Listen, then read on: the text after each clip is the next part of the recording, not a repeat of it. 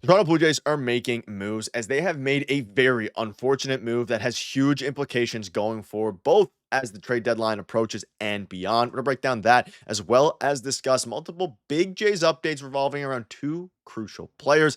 We also have an interesting tidbit to go over today following what was a near disaster in last night's game against the Athletics. A ton to go over today, folks. But before we get into it all, if you're part of the percentage who aren't subscribed to the channel, this is the place to be for daily Jays content. Your guys' support has been absolutely unbelievable. So thank you guys for that as we're on the road to 20,000 subscribers. Ladies and gentlemen, yesterday was a very late game, as it is when they're in Sacramento in this case. And the Jays barely squeaked out the win. In case you missed the game, we'll have a little bit more on it later on in the video. But I want to dive into something that was kind of went under the radar a little bit last night before the game. Tommy Nance was selected to the Major League roster, but Ryan Burr was placed on the 60-day IL once again. He just came off of the 60 IL, had a couple of appearances with the Toronto Blue Jays, 2 or 3, I believe, and then, of course, got removed from his last start with shoulder issues, and he's placed right back on it. And this is unfortunate for, numerous levels. We'll dive into Tommy Nance in a minute here, but I want to focus on Ryan Burr. He was a very solid reliever for the Jays last year, had really great peripheral stuff, came into spring training, was hoping, to be a guy that broke out a little bit in spring training into the bullpen, dealt with an injury, missed the start of the season, finally comes back, looks pretty good in a couple starts, or of course not starts, a couple of appearances. He's not a starter, he's a reliever, and then goes down with an injury once again. And this is about the worst time for the Jays that have an injury like this, because Ryan Burr, like I've mentioned in previous videos, was finally starting to get his feet underneath him. He was finally starting to look like a decent reliever. But regardless of that, the Jays need innings from their bullpen, and Ryan Burr was getting some semi-high leverage situations. And he's shown the ability to be able to do that, especially in his first and second appearance back. He's now out for another 60 days. And this goes to show this Jays team and Ross Atkins needs to acquire another bullpen arm. You get a bullpen arm or two of high leverage, and we'll dive into what happened with Jeff Hoffman yesterday, but of high leverage abilities, you'll be in a very good spot. Now, surrounding Tommy Nance, we've seen him before. He, at times has acted like a longer relief guy. He is capable of being someone who soaks up innings. He's not going to be the leverage guy that Ryan Burr was hoping to be for this Toronto Blue Jays team. But again, he's an arm. He provides some sort of, reinforcements there. But this bullpen has been decimated with injuries. Jimmy Garcia, Eric Swanson before he got released. Now, of course, Ryan Burr has been out most of the year. We've seen Nick Sandlin go out. He's also out right now with an injury. So many injuries to this bullpen that having guys like Ryan Burr, he is a very solid and capable reliever. Not saying that Tommy Nance isn't, but just seeing the sheer amount of injuries that have been happening to this bullpen really start to make you think that, hey, Ross Atkins needs to, go out and get a bullpen arm. We've been covering trades in the channel, specifically one from Jeff Passan talking about Mitch Keller and David Bednar, who's an elite reliever. I don't know if that trade's going to happen necessarily, but something like that where you can get a high-end, high-leverage reliever packaged with another starting pitcher is what this team needs. The bats have been fine, albeit, quiet a little bit yesterday after putting up 7, in the 6th inning. They didn't score from the 6th to the 9th. But regardless of that, we saw what happened with Jeff Hoffman yesterday. He was put in the game 7-3, and he gives up multiple runs and, of course, made it very scary. They obviously squeaked out the win, and that's all that matters. But his team needs another bullpen arm. They have some great guys back there. They have Brendan Little, who's been amazing. Yari Rodriguez, who's been amazing. Chad Green has been amazing as of late. Jeff Hoffman, who has been up and down, pretty good, really good in the month of June. And then, of course, you have Jimmy Garcia and things like that. You need more players. We saw it in yesterday night's game. And, of course, I'm very unfortunate surrounding Ryan Burr. So let me know down below what your thoughts are on that. Very, very unfortunate move there for him. And hopefully he can come back at some point soon here. Now, let's dive into a few other updates because we have a lot surrounding Dalton Varsho, Alek Manoah, and more. Let's start with Varsho. He is scheduled to begin a rehab assignment on Monday with the Blue Jays Florida Complex League team. Club will take it day to day during his rehab assignment, but it's possible Varsho could rejoin the Blue Jays out of the All-Star break. So a very, very big update surrounding Mr. Varsho himself. Huge news. Really big news here. Joining the Jays out of the All-Star break is obviously crucial. We'll probably have another video covering that, sometime soon.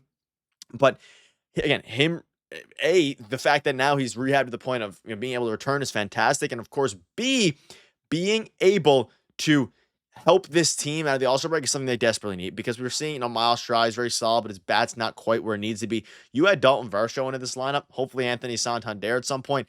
It's going to start looking a lot better. And overall, that's what this team needs, right? You need more offensive firepower. And of course, the Jays have been doing really well offensively, really well as a team. And to be able to have Dalton Verso nearing a return here is absolutely crucial. And again, he's going to be playing on Monday in the Florida Complex League. Could set up to return for the Toronto Blue Jays, which means it would finally be happening. Now, a few other notes to go over today. Jimmy Garcia and Paxton Schultz threw bullpens in Toronto today. This is crucial as well as it pertains to the bullpen things I'm talking about.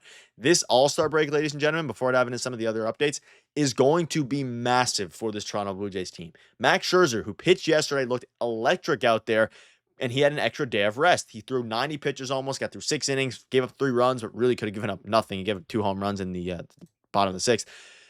But having Jimmy Garcia back out of the All-Star break, Bowden Francis is throwing a bullpen tomorrow. Don't really see how he's factoring in. Nick Sandlin, he's going to be out for a while, and Jimenez is also going to be out for a while. So, I mean, there's a lot of things factoring in here.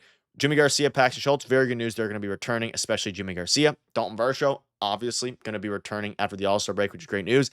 Nick Sandlin's going to be out a while. Jimenez is not going to be back anytime soon as well, which does that change their plans going forward? I don't think so. I think they're just going to keep rocking, Ernie Clement and Davis Schneider and rocking that, because offensively they've been doing better than Clement or better than Andres Jimenez has been doing, even though Jimenez before getting injured was hitting above 300 for his brief stint there.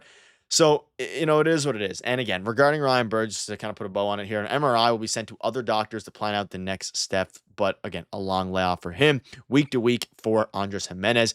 And of course, Dalton Varsho is improving. Now, Alek Manoah, you can see at the bottom, he will begin a rehab assignment on Monday. His first back after Tommy John is hoping for 2 ups. Will be a normal, so of course, top of the first, top of the second, so that means 2 innings. Will be a normal spring training build up from there, likely 5 to 6 outings. And you can see here, John Schneider said, I think so. It just depends on how he feels and how he's pitching. It's nice to see him progress. A mid-August return is possible, per John Schneider. So we got a lot, obviously, to dive into. This is going to also be pretty crucial. And the interesting part is trade deadline, July 31st. When that happens, the Jays have to decide, like, they're not going to rely on a guy like Alek Manoah to give them, to be their big addition. They're going to maybe use him as a complementary piece.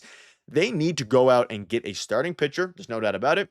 Really an ace at this point. Like the Jays are, I believe they're a stat from Ben Nicholson-Smith. They're tied for the 3rd best record in the AL right now. Might even be the MLB. I'm pretty sure it's the AL though. 3rd best record in the AL.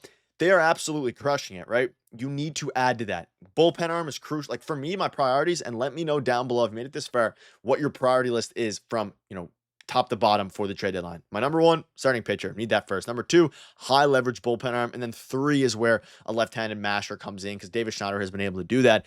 And the Jays seemingly, regarding a starting pitcher staff, like Manoah is going to be coming back August. Maybe they could come back and use him a little bit. I don't know how he factors in necessarily if Eric Lauer continues to do great things. Like they'll probably piggyback him. How does Max Scherzer's health go forward? You have 3 reliable starters and really 4 with Eric Lauer. I'm still a little bit hesitant on how long Eric Lauer can sustain this, especially after what happened with Easton Lucas. Lauer has been around longer. He's seen success before and was a great pitcher for the Brewers a few years ago. So I think his success is more sustainable than Easton Lucas's. Eric Lauer, that is. But we'll have to see. The Jays need to go out and make moves, and I think they're going to do it, and that's really the biggest thing right now is going out and making a trade for a guy like a Jacob deGrom, if that's available, or a guy like Freddie Peralta. Like, there's a lot, Edward Cabrera. Like, there's so many guys. It might end up giving, you might have to give up your top prospects, but at this point, folks, you need to go out and do what's best for this team, and they are atop of the AL East. The Yankees won yesterday as well, and again, Max Scherzer had a really good start. How long can he continue to last? The All-Star break's going to be good for everyone, but before that, the Jays have 2 more games against the Sacramento Athletics. I guess technically not the Sacramento Athletics, but they're playing in Sacramento. It's a very interesting environment, especially for these late games going well past midnight Eastern. But folks, your guys' support's been unbelievable. Also, thank you to each and every one of you. I read every single comment for the birthday wishes yesterday. It was fantastic. So you guys mean the world to me. Thank you guys for watching. See you guys later.